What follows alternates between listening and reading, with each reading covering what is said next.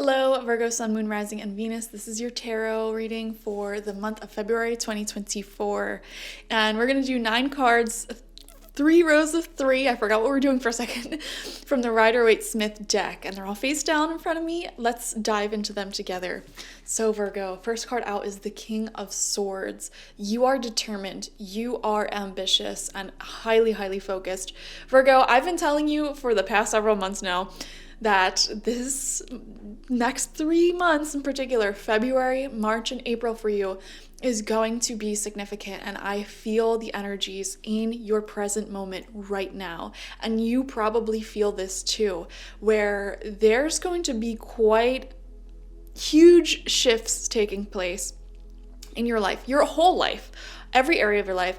But I feel like the foundation of these changes are definitely in your career and financial life. So many of you may be finishing up school, getting a new job, starting a new career, making some sort of career change, maybe even moving. Some of you may have an offer to change locations for your job, and you highly consider taking that offer. Some of you may be getting some sort of free travel or weekend getaway from your job, or even if you're a business owner, there may be some very massive growth in your business in these next 3 months. And I definitely see that in February. However, the month of February in particular, the energy for you feels very determined, like you're working a lot. And I'm even seeing, like, if you're someone who's like a type A personality who sets goals every month, I'm seeing that you're not even setting goals for February. Your only goal is to do everything in your power you can to make progress. Like, you're not even stopping and saying, oh, I want to manifest this, I want to manifest that. It's like, I'm going to work my butt off, just trying to make as much progress as I can with whatever it is that you're focusing on. For a select few of you, this may not even be career related. This could be some sort of big goal or ambition. Maybe like if I don't know why I'm seeing one of you watching, maybe on a weight loss journey, and the month of February, you're not even setting up any goals for how much weight you want to lose. You're just literally not even stopping to think, like exercising, eating healthy, everything. Like you're like, your goals aren't results oriented, it's work oriented. So instead of saying, I want to lose 10 pounds by the end of the month, you may be saying, this month I want to go to the gym 4 times a week. You know what I mean? Like, your goal isn't necessarily based in the results this month as it may have been in the past. It's more so based in the amount of effort and work that you put in, which I think is going to drastically improve your performance and ironically your goal acquisition, like reaching the higher goal faster. So I think that little shift changes everything. Second card out for you is the 4 of Swords. Yeah, I'm seeing here, the 4 of Swords typically represents rest and healing. Some of you may be overcoming from some sort of sickness or whatever, but I'm actually, weirdly enough, seeing this as taking a break from social media. Or maybe certain elements of technology. Like, for example, if you're somebody who has the routine of watching TV every night, you may be sacrificing that and instead replacing that TV time with some form of other relaxing thing, such as going for a walk to de-stress, or going to the gym, or I guess that's not relaxing, or reading a book, or studying, that's also not relaxing. You get the point though. Like, you may I gave like the worst examples. You may be giving up certain technology, like taking a break from social media, or at least reducing your screen time, and you may be setting up more boundaries with yourself. For example, something that I did one horrific day where I saw that I was on Facebook for like 2 hours. Oh my god.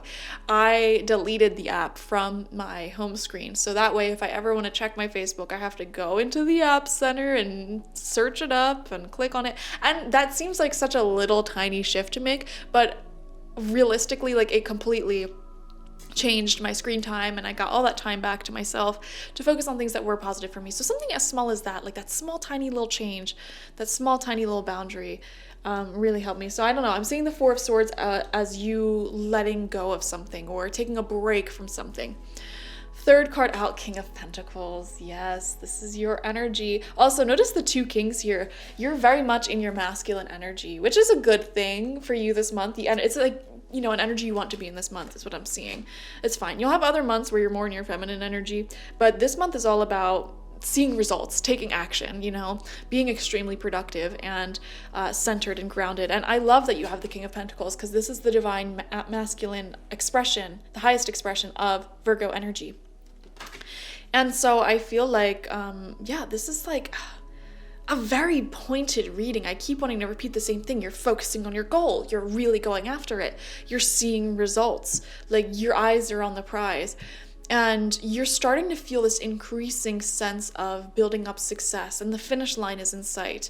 And you're really shifting.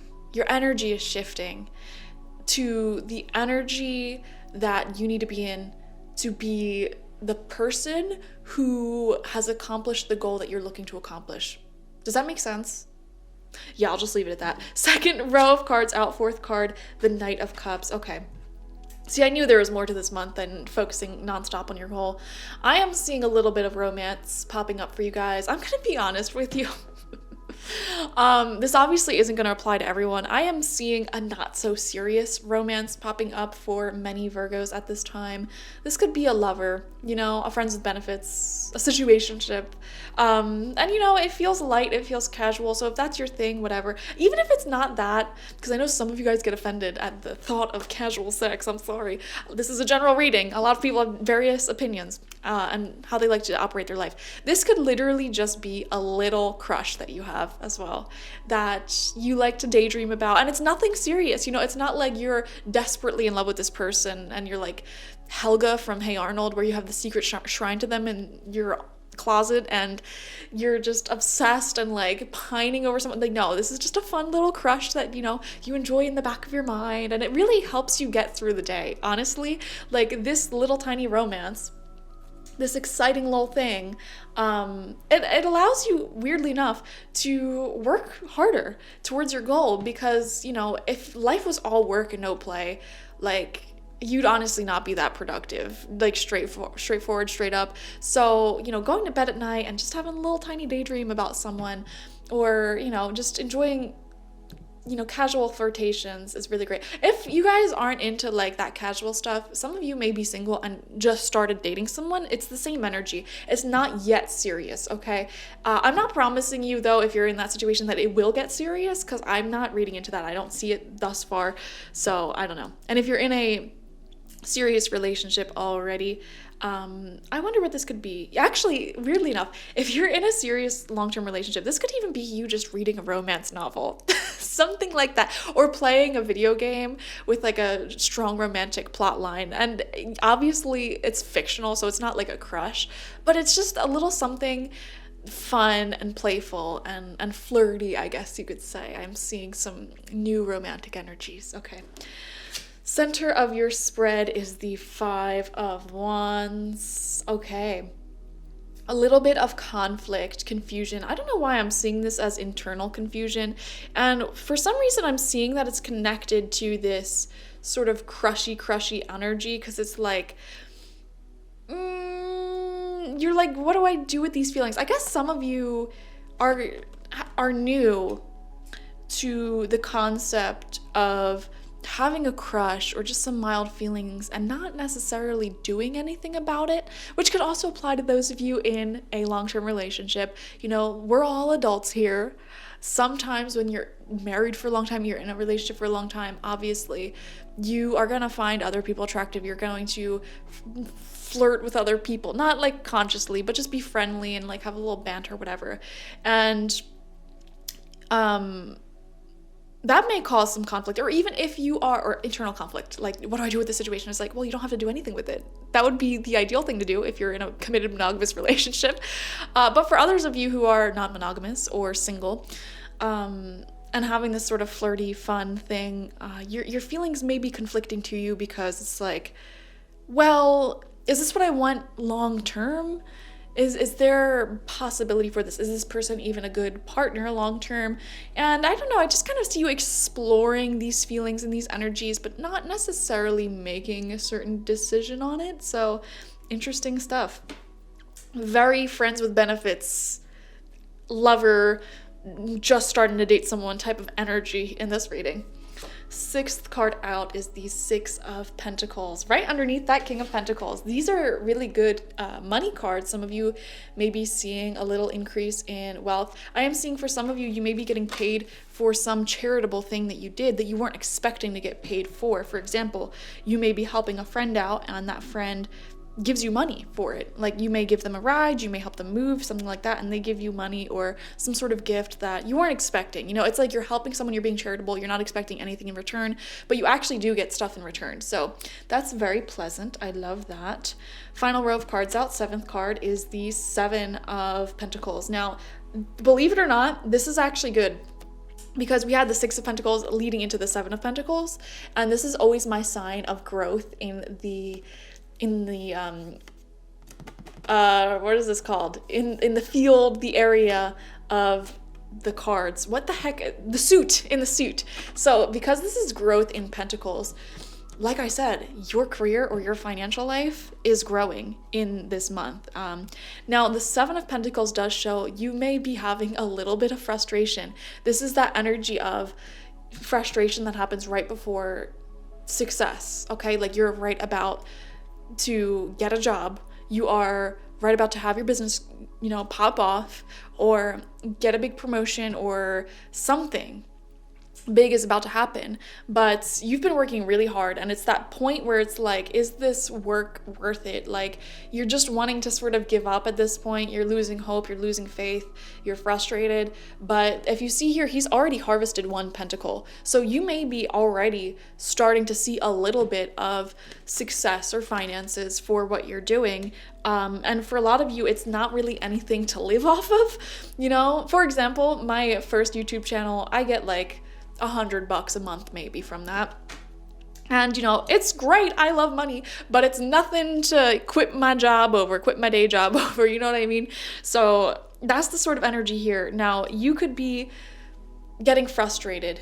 You could be wanting to stop. I don't think you're going to, so I'm not even going to talk about it. I know you guys aren't going to quit. You're not going to give up. Also, one thing I'm seeing here, this is coming out right underneath the Knight of Cups, which is right beside that Five of Wands we saw earlier.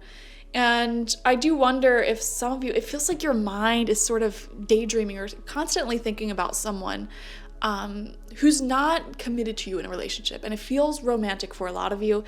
I'm also seeing here for some of you, a select few of you, you may be missing someone. Whoever this crushy crush energy is, wow, they may be someone who is from your past or who you may not be in contact with. That's not going to apply for everyone though. That's the thing.